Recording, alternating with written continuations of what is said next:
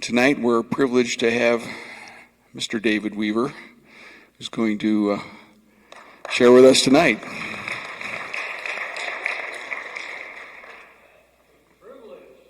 I'm not sure if I use that word privileged, but you said it and I didn't, so I'm gonna go with it. Thank you. Thank you for that rousing introduction. Your check is in the mail. All right. What is going on in Israel?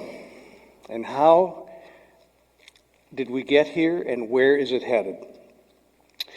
Folks, my interest in Israel started out as a crisis of faith in 2008.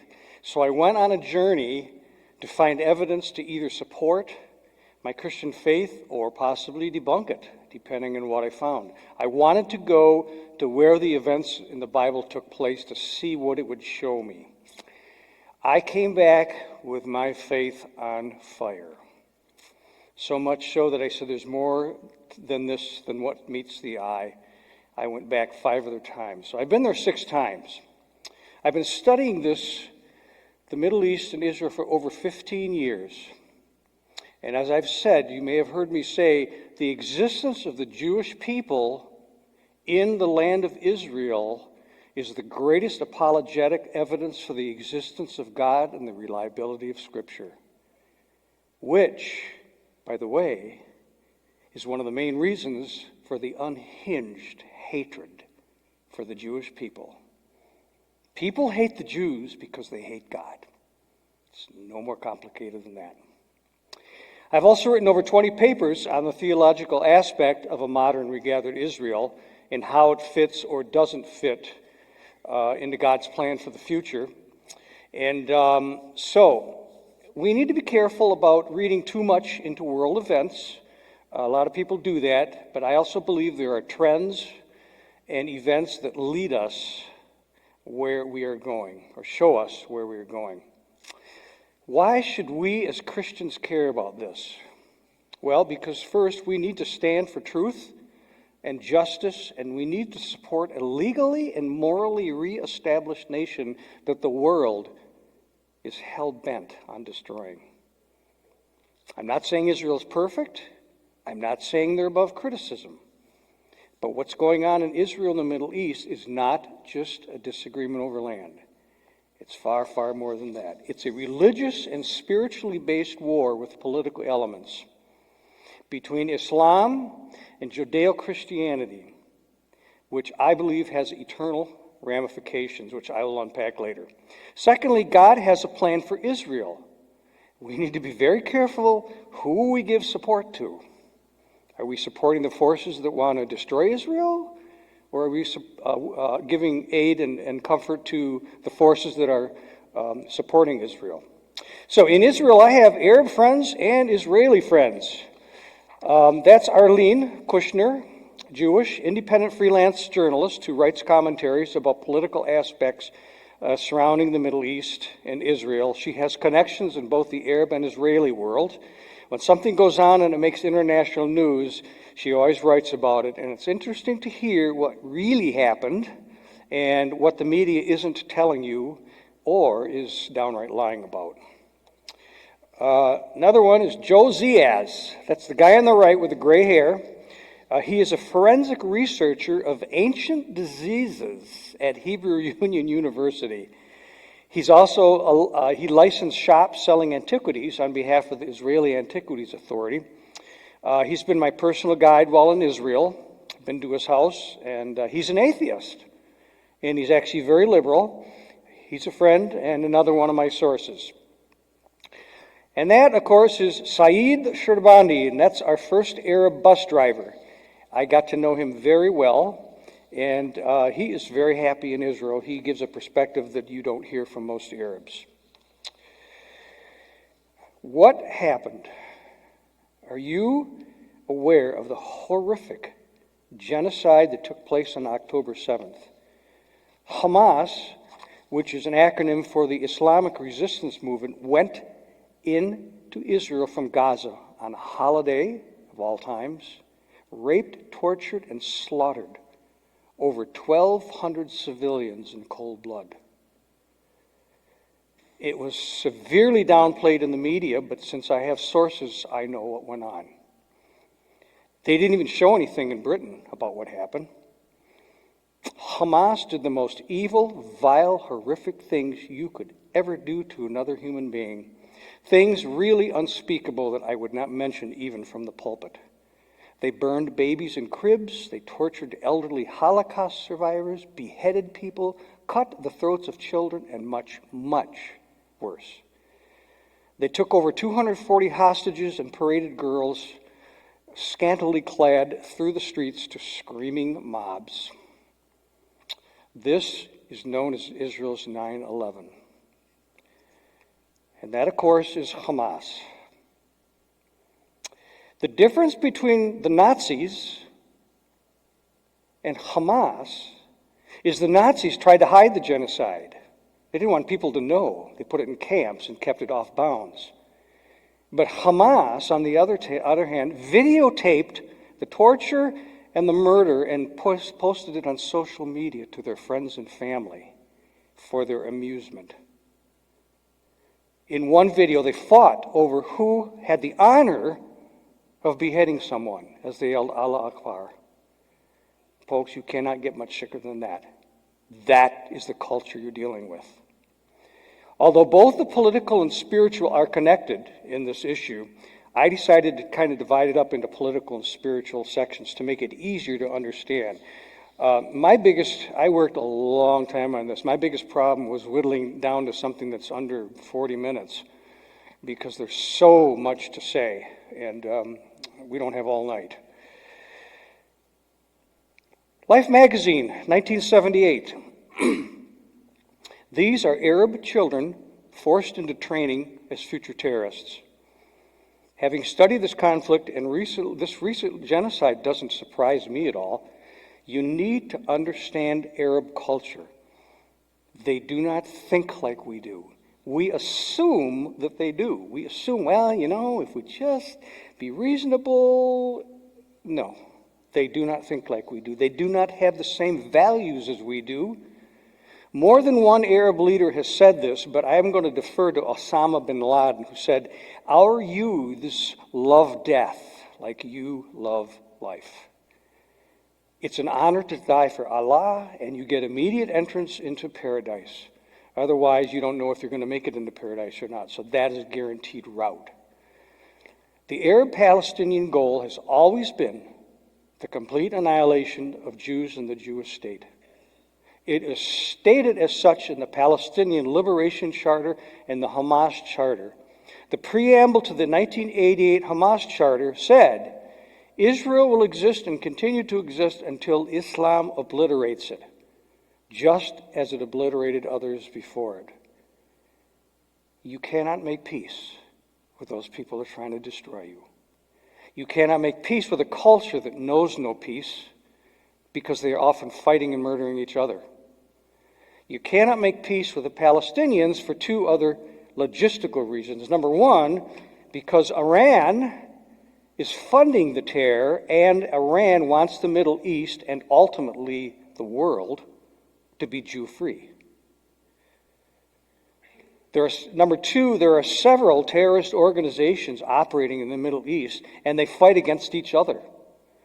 There is no overall leader that you can negotiate with who represents everybody. A peace agreement with one means nothing to the others. In fact, may get you murdered. It is well known that Hamas puts their rocket launchers, military headquarters, and supply depots in hospitals, schools, and mosques. So when Israel strikes back, Hamas gets the public relations sympathy of blaming Israel for targeting civilian targets. And of course, Hamas uses children as human shields. This is well known. This is old news, folks. Just Google Hamas using children as human shields and select images, and you'll see it. A lot of pictures. This is a cartoon that illustrates a truth, sadly. And for those who want to make moral equivocation, like our former president, folks, Israel does not do those things, period. They just don't. Because if they did, you'd see pictures 24 hours a day and coverage and rage in the streets. One thing this genocide has done is it has exposed the moral rot of Western culture, and it ripped the mask off the so-called peace movements. Now, some of the people in these movements may not know it. They may be innocent, but the goal of the peace movements is the destruction of Israel and the Jewish people. I'm not sure if you're aware, but after the Hamas genocide, violent attacks on Jews on college campuses, synagogues, and Jewish people in general has exploded. There are videos of peace marchers chanting, "Gas the Jews," "Hitler was right," and other horrible slogans. Jews are being physically attacked. I have a whole file of articles. Here's just a couple of them. Student rampage, pro-Israel teacher hides in Queens High School as radicalized students riot. They want her fired. Here's another one. Cooper Union College barricades Jewish students inside library as pro-Palestinian protesters bang on doors. Folks, that's what happened in the 1930s in Nazi Germany. How long before Jewish blood is spilled? And we keep hearing, you'll hear this, oh, we need a two-state solution. Palestine needs their own country. Peace negotiations. We need a Palestinian state. But the chant you hear at all the peace rallies is, from the river to the sea, Palestine will be free. What river? The Jordan River. What sea? The Mediterranean Sea. Free of what? Free of Israel and Jews. That is not a two-state solution, folks. Why do the critics never complain about these signs? Where are the marches? Where is the outrage about these signs? Well, Joseph Goebbels, that's the way you pronounce it, Nazi propaganda minister, who I regret I'm quoting, but nonetheless made a brilliant observation about media. He said, if you tell a lie big enough and keep repeating it, people will eventually come to believe it. And we see this in our own media today. A narrative that gets repeated. It is disproven, but people still believe it. Unbelievable. Now, he spread a lot of lies about the Jews. And isn't it interesting that the same tactic is used on the Jewish people today? If you get your information from the mainstream media, I guarantee you're not getting the truth. This is not shocking to anybody with a brain. Let me illustrate two examples. Go back to my buddy Joe here. He wrote an email. He was in the IDF, Israeli Defense Forces, many, many years ago, and he told me this story. They heard a report from their command that the Arabs accused the IDF of murdering a Jewish lady. Of course, this went out all over the world news. But the IDF had no soldiers anywhere near the area at the time, so his unit was sent to investigate. They interviewed the Arabs and asked what mortuary she was at and where the funeral was. Well, there was no funeral planned, and she was already buried. That's odd. They took her to where she was buried. Still suspicious, later on in the middle of the night, they went and they dug up the body. There was no trauma, no bullet holes, no nothing. They did a quick field autopsy with our buddy Joe there, and as it turned out, they quickly found out she was strangled. They found out by her own family. It was an honor killing. That never got reported. But the first story did. That stuff happens all the time, that type of reporting, all the time. He's got other stories too, but we don't have all night. One more example that's even more absurd, but it's common, and it's jaw-dropping when I hear it. I hear this from Harvard, Yale, supposedly respected institutions. Israel is an apartheid state. This negative attack is a lie that's easily disproved. All you got to do is go there. Apartheid is racial separation.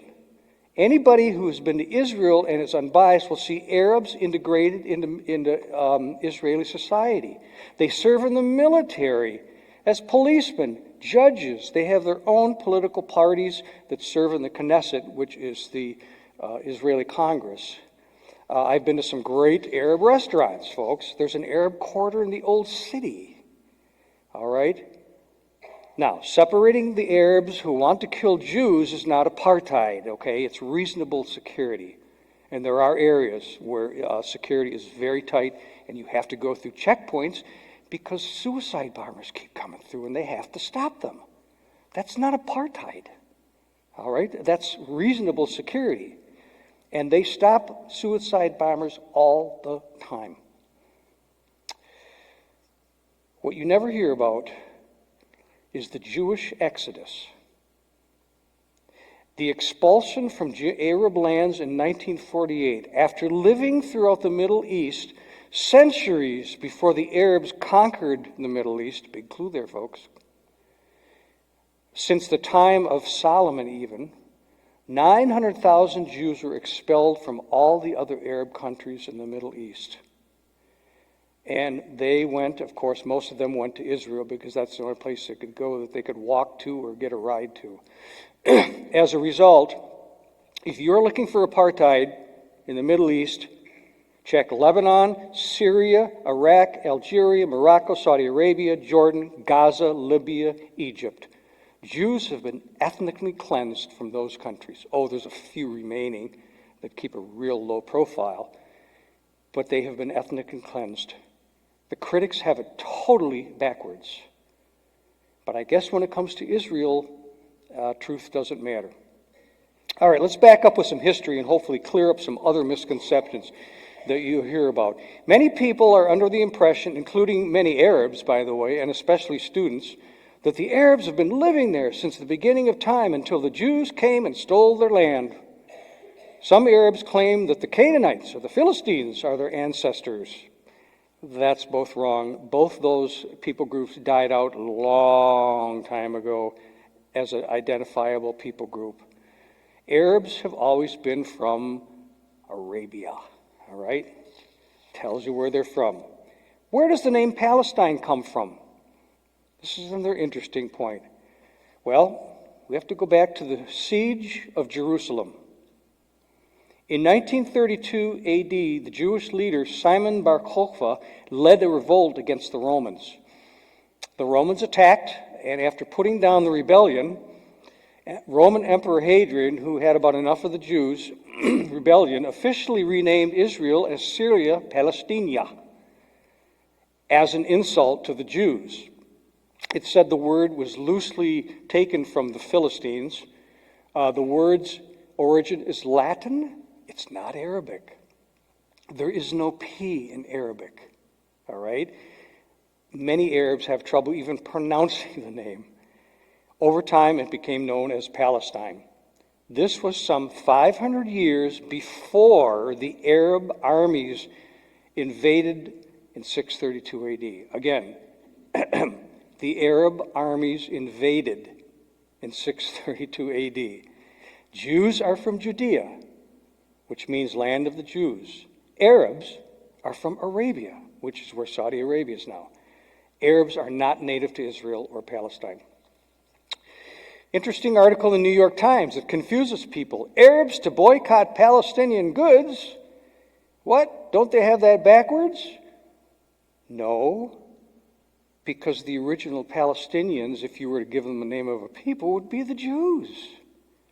That was hundreds of years before the Arabs even showed up. Palestine was always a regional area, not a self-governed country with defined borders. For example, we're from the Midwest, West Michigan. If you go to Europe, you have the Balkans or the Baltics. Those are geographic areas. Palestine was a geographical area. Well, what gives? Zahar Mushin, Palestinian Liberation Movement leader, told the Dutch newspaper Trouw in 1977 that the Palestinian people does not exist. The creation of a Palestinian state is only a means for continuing our struggle against the state of Israel for our Arab unity. In reality, today there is no difference between Jordanians, Palestinians, Syrians, and Lebanese. Only for political and tactical reasons do we speak today about the existence of a Palestinian people, since Arab national interests demand that we show the existence of a distinct Palestinian people so they can oppose Zionism for tactical reasons. Those are his words, not mine. and he's 100% true. There is no specific Palestinian culture, food, language. It's all Arabic or Israeli. I am told that you can easily tell from what area the Arabs come from by their last names. One of my, the leaders on one of my archaeological digs was Ifat Tehrani. Tehrani being Iran. She was from Iran. That's where her family was from. You could tell by her last name. So, how did the Arabs get from Arabia to Israel? Very simple. 632 AD, the Muslim Arab armies invaded and conquered the entire area, including Israel. Those are the colonizers, folks. They invaded Israel, which is now Jordan, Syria, and Lebanon. That's when they showed up in mass. Over the next several centuries, to skip to the chase here, several Arab armies invaded and conquered each other. The last occupier of Palestine, Israel, was the Turkish Ottoman Empire, which lasted from 1566 to 1922. If tomorrow the Jews said, okay, we've had enough, we're done, we're leaving, we don't want to fight, we're turning the country back over to the last owners, here's the keys, it would be the Turks, not the Arabs. This is commonly known history that many people either don't know or don't want to know. In World War I, the Ottoman Turks, along with the Arabs, fought on the side of Germany, who lost the war. At the time of World War I, most of the Middle East, a lot of people don't know this, was a large region of undefined territories, including Palestine. There was no Syria, there was no Lebanon, the country Jordan or Iraq. Iran was still unknown. Iran was Persia. Saudi Arabia was not a country. So the Allies met to create official borders for these regions and turn them into separate countries depending on the ethnic demographic of the people living there. That's an honorable cause. They may not have gotten it right, but it was honorable. In World War and they unanimously concluded that due to the Jewish populations in the Middle East and the persecution faced by the Jews, that they deserved a country in the region. So all the other countries were established: Syria, Iraq, Saudi Arabia, Lebanon. They were all Arab. Lebanon was supposed to be Arab Christian until the Muslims took it over, which is, again, another clue.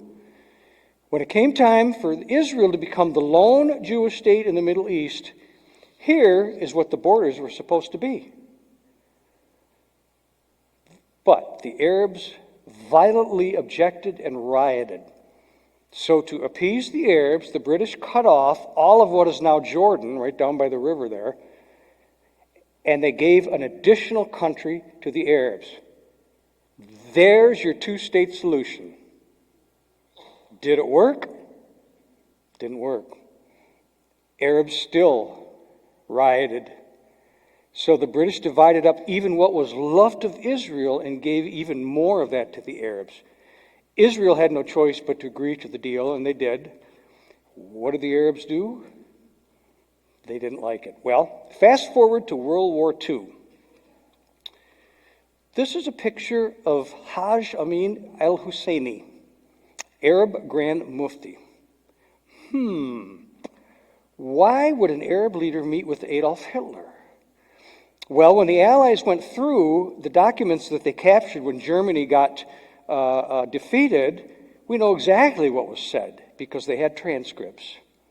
Husseini said that the Arabs admired Hitler so much because they had a common enemy, the Jews.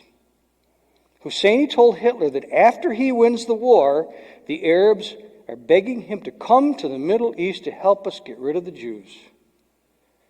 This was, of course, 8 years before Israel was even established as a country. So this conflict goes way, way before the establishment of Israel.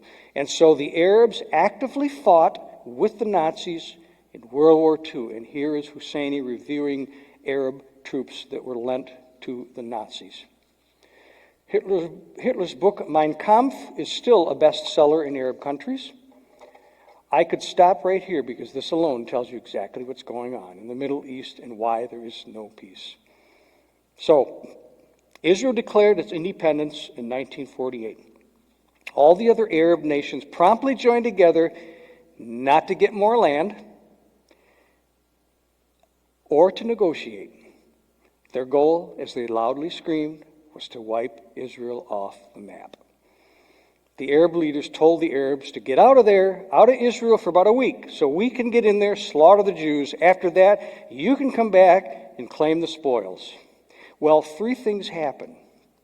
Number one, some Arabs stayed and joined the Israeli forces. Many Arabs left to get out of the way and went to Jordan or Lebanon or Egypt. And the third group, there were Arabs that wanted to fight the Jews. Those Arabs were not killed generally, but they were kicked out of Israel. Now that is something logical that any country who was in Israel's position would have done in that same predicament. There was not widespread ethnic cleansing, as some claim. There could not have been, because you have the entire Arab world coming against Israel, who was undermanned, under-equipped, fighting a massive war for their survival. Do you think they had time and the manpower to go through Israel and kick out all the Arabs? No, it didn't happen. Just common sense. Stunned that they lost, which they did. By the way, have you ever heard of David and Goliath? That's exactly what happened. In the same land, too. Well, stunned that they lost, the Arabs tried again to annihilate Israel in 1967 and 1973. Israel did make a peace agreement with Egypt in 78 and Jordan in 1994. Egyptian President Anwar Sadat was murdered by his own troops at a military parade for making that agreement. Jordan's King Hussein had to have 24-hour armed security near him at all times to prevent his assassination. But that illustrates the public sentiment regarding Israel. Every other peace agreement has failed. The Arabs said no, no, no. 1937, 1947, 7 other conferences. They walked away without even making a counteroffer. In 2000, Israel offered 90% of what the Arabs wanted, and they walked away. President Clinton was jaw-dropped, and he told Palestinian leader Yasser Arafat, "You are leading your people and the region into a catastrophe. I cannot believe you turned it down." Why do these peace agreements keep failing? Mr. Clinton didn't read the Hamas Charter, Article 13, which says, peace initiatives and so-called peaceful solutions in international conferences are in contradiction to the principles of the Islamic resistance movement. Those conferences are no more than a means to appoint the infidels as arbitrators in the lands of Islam. There is no solution for the Palestinian problem except by jihad. That's where there's no peace. So the Arabs attack Israel 3 times in order to destroy them. They failed, and people expect Israel to still give them a bunch of the land that they attacked to get? Really? Here is a map of the Middle East with all the Arab nations, and that little tiny red sliver is Israel. There are 22 Arab nations in the area of the Middle East. There is only one tiny state, and that is one too many for the Arabs. You tell me what is fair and just. So,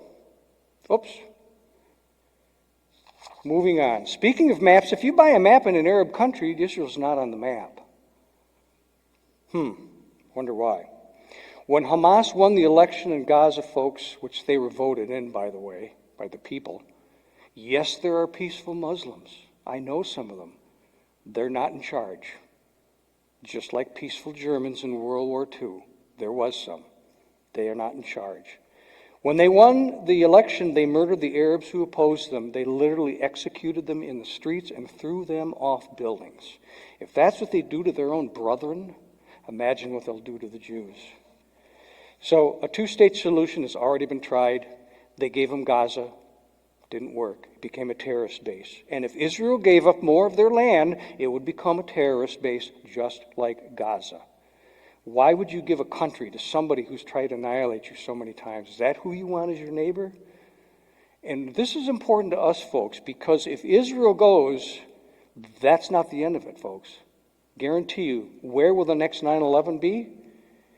Because the Muslims don't have the same values as the West. They want Islamic governments with strict Sharia law. The West has let a large number of Muslims into their countries who do not share Western values. We will pay for that. We already are. You see a couple of them in Congress. Amazing. All right, moving on to the spiritual. Now I'm going to move into the spiritual aspect of this war. The Arabs claim that the Jews are occupying stolen Arab land. What is the basis for that claim, folks? Nobody asked that question. Well, in Muslim theology, when Muslim armies invade and conquer a country like they did to Israel in 632, according to them, it forever becomes a waqf, W-A-Q-F. A waqf is a trust dedicated to Allah, and it belongs to the Muslims forever.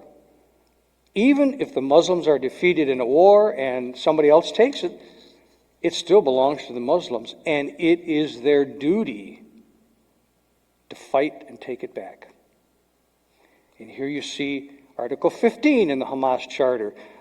The day the enemies usurp part of Muslim land, which they think Palestine is, jihad becomes the individual duty of every Muslim. In the face of the Jews' usurpation of Palestine, it is compulsory that the banner of jihad be raised, and that means war. Now, not every Muslim believes this, but as I said, the ones that do are in charge. Can you imagine if Christians made the same claims? The rage and the screams in the street? Can you imagine if we carried on like Hamas? What would happen? Wow. Yet some of the same people who claim to be full of diversity and inclusion are marching in support of Hamas?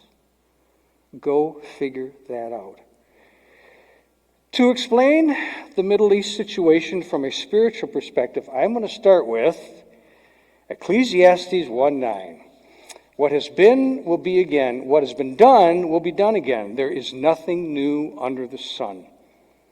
The lesson here is, if you want to understand the present or the future, look at the past, because history repeats itself.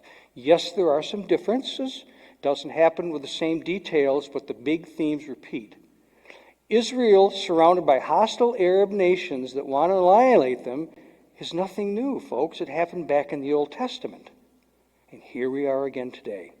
And I'm going to finish by showing biblical history repeating itself, taking place through 5 subplots that are playing out before the eyes of the world, and most people don't even consider this.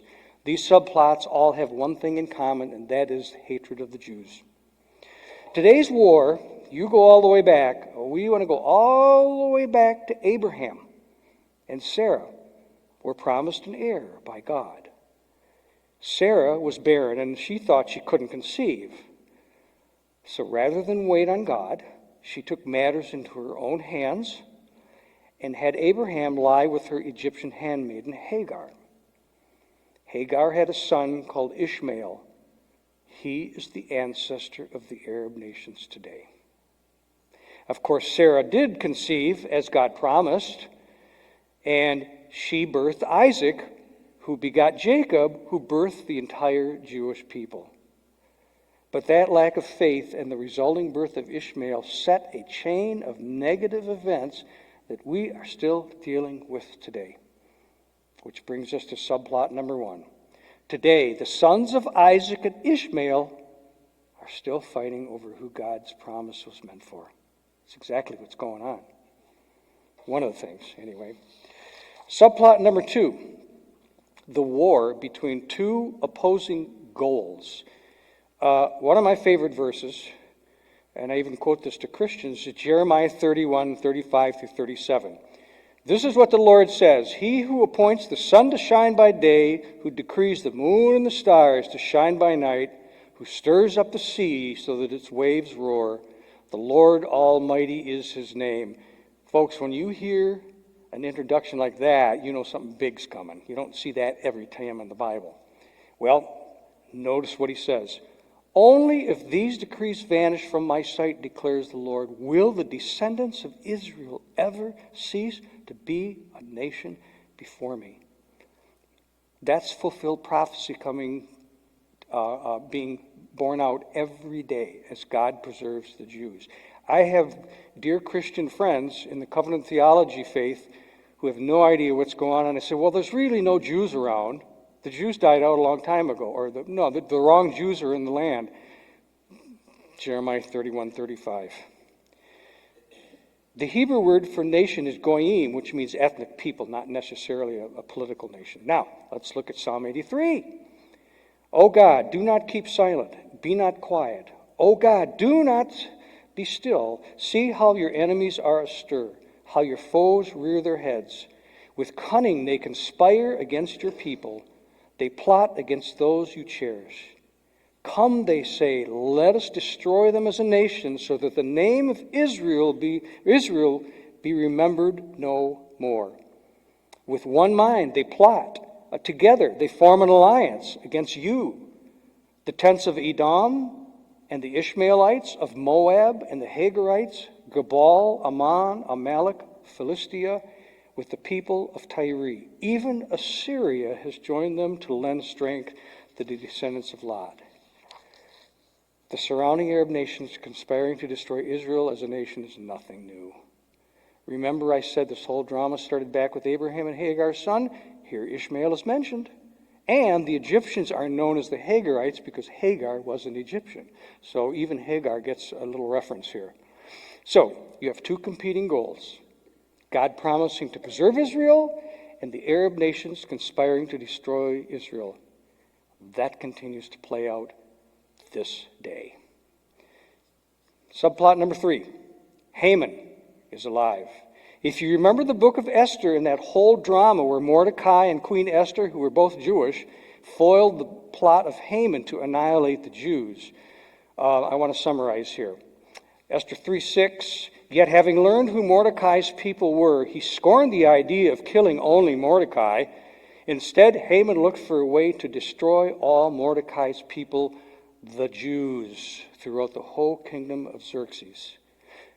To sum up, Haman and his family end up getting killed instead of the Jews. But what's fascinating is this whole drama took place in Persia, which is today modern Iran. Where is the funding and support for destroying Israel coming from today? Iran. So the spirit of Haman is alive, and that same Jew hatred, that ancient Jew hatred, comes back up in the same place where the book of Esther happened. Isn't that amazing?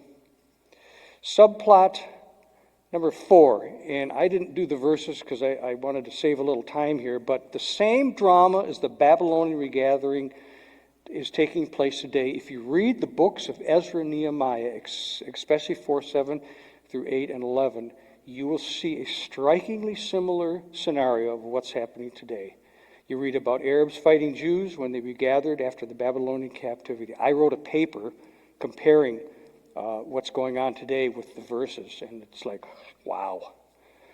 So the last subject I want to discuss has to do with Israel's role in the end-time events. And this is what makes the regathering of Israel so intriguing. And some people fail to realize, many Christians, that for the end-time events to take place, Israel has got to be back in the land in general disbelief.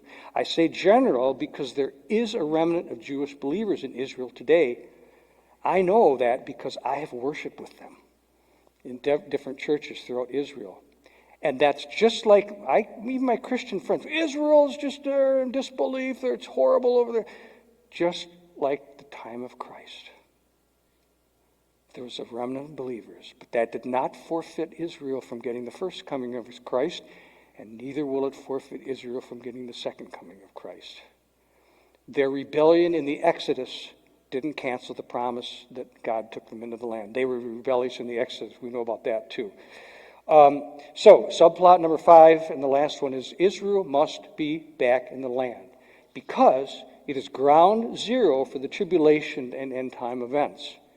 I must stop here and say that this version of Israel might not be the one that goes through the tribulation. I think it is, but that's thus saith Dave, all right? But if it is not, at the very least, it's a foreshadow of the future one soon to come. And that is still what I consider to be an act of God. He's showing us what he's going to do if this is not the one. In Revelation 7, the commissioning of the 144,000 takes place on Mount Zion, which is in Jerusalem, in Israel. The two witnesses who get killed takes place in Jerusalem, Revelation 11:8. Revelation 14:16, the Battle of Armageddon takes place in Israel. I have been to that valley. I got pictures. Revelation 16:16, the battle, I said that. Armageddon takes place in Israel. Zechariah 14:4, the second coming takes place on the Mount of Olives. Christ's feet will land on the Mount of Olives, which is just outside the old city in Jerusalem in Israel. Guess who's going to be living there? Probably not the Swedes. If we think about how the tribulation will likely come about, Israel has got to get attacked, and the world will come against her. For that to happen, it's not going to just come out of nowhere, folks. There has to be a reason to attack. And the rabid anti-Semitism we see today is a plausible trigger. So the more the world rejects God, the more they hate the Jews, the closer we get to the tribulation. We don't know when that's going to occur, but I'm amazed at how fast things are moving in that direction. And I heard an interview with a retired general, Army general, American general, very experienced, and he said this: you have no idea how close you are to World War III, because wars start over the smallest things, and they expand in ways you never thought they would. And you can't plan for that stuff. And he said there are several plausible theories that could trigger World War II, because you have to go after Iran, because they are funding the terror. They're supporting the terror. But China and Russia support Iran. So, if Israel goes after Iran and America, that could very easily draw China and the Soviet Union into, and we got bingo, we have a world war before you even know it. We don't know if and when that's going to happen, but that's a plausible. He said, he was just like, wow, I can't believe this. So just keep that in mind. It'll happen when you least expect it. I'm a big picture guy. I love it when you can sum up large themes with just a few words. One passage that I studied and wrote a paper on is Psalm 102:16. It states a theme found throughout the scripture in very simple words. For the Lord will rebuild Zion and appear in his glory.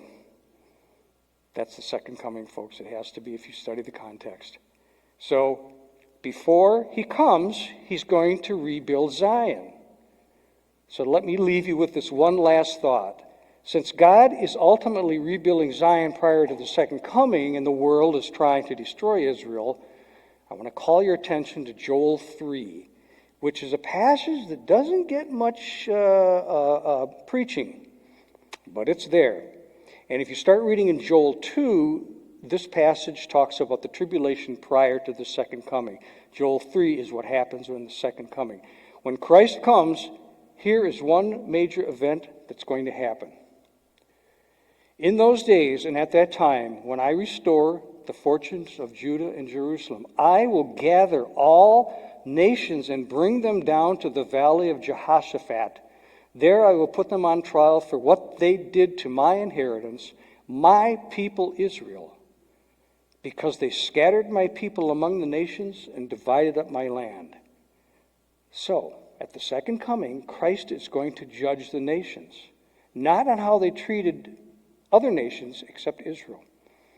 Why is that?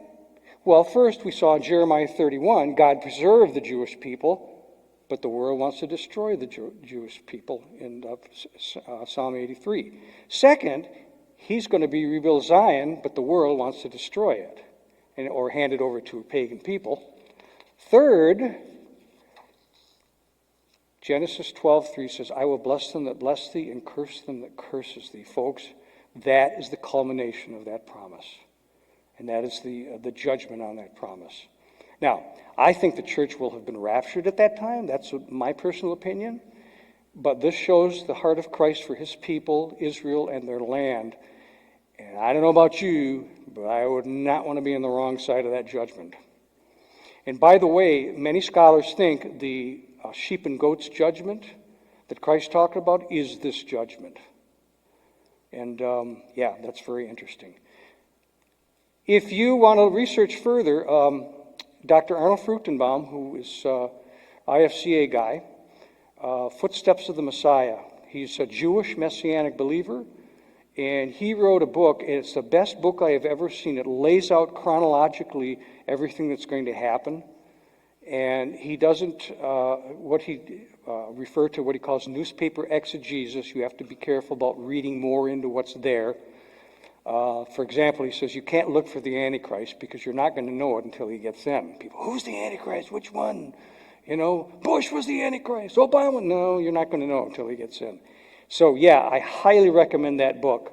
And it's like drinking from a water fountain. You just, you can only drink just a little bit before you have to come up for air. And the other one is Israelology, the missing link in systematic theology. A lot of great stuff in that book as well. I didn't have time to make an outline. I wish I did. But I also am aware of some great... I can send you, by the way... Well, here, let's go to the next one. Thank you for coming tonight. Comments, objections, insults, restaurant suggestions. You can email me at daveweaver@cornerstone.edu. I take it all. I don't care. Just bring it on. If you want, I can send you my notes and my PowerPoint, and or both, or copy it off if you don't have email. I'll be happy to do that. But I have some great videos that really sum up shortly, how Israel came about and what really went on over there, a little bit more in depth than what I presented tonight. So, thank you again for listening. I really appreciate you guys coming out. It's like getting kind of sloppy out there. So, hopefully you learned a little bit about the Middle East. And, of course, there's a whole lot more, but that gives you at least a clue. And we as Christians need to know this stuff because there's a lot of people who don't. So, God bless you, and Abby, are we leaving you out there?